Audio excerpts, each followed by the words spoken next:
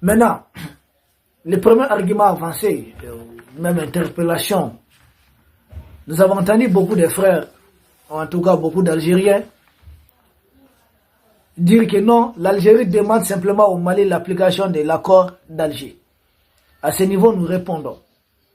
Pour ceux qui ne connaissent pas l'histoire politique récente peut-être de leur pays, Algérie, écoutez bien et comprenez.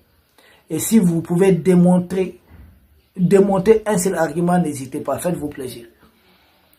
Premier argument, je vais vous dire, depuis que les groupes armés, les terroristes et l'armée Mali, les autorités du Mali ont décidé de mettre fin à l'accord d'Alger, Alger n'a plus droit de parler des affaires internes du Mali. Ça s'appelle de l'ingérence.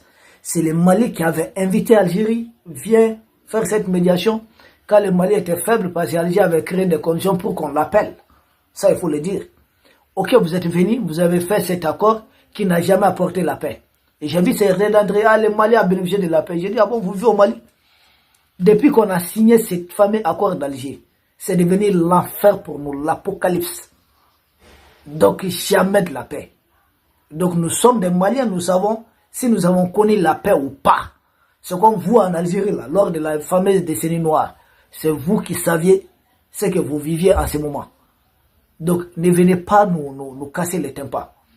Donc, le fameux accord d'Alger, qui est un accord de partition, un accord qui en réalité a profité de la faiblesse de l'État central du Mali, est un accord à vomir.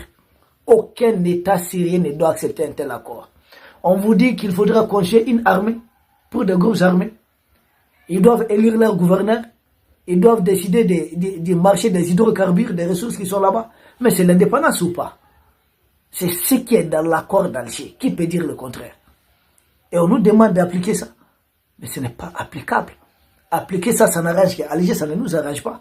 Parce que seulement Alger qui est derrière eux aura toute la latitude à qui ils vont confier tous ces marchés, à Sonatrach d'Alger, aux sociétés algériennes.